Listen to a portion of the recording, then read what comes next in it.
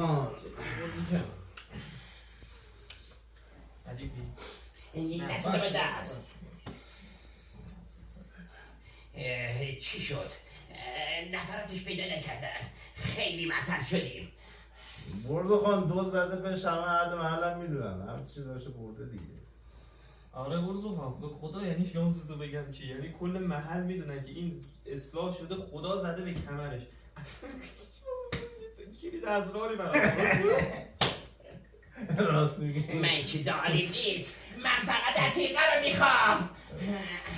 پاشید شما دوتا چقدر احمقید. شما دوتا رو پیچونده. گمشو بیرون برید.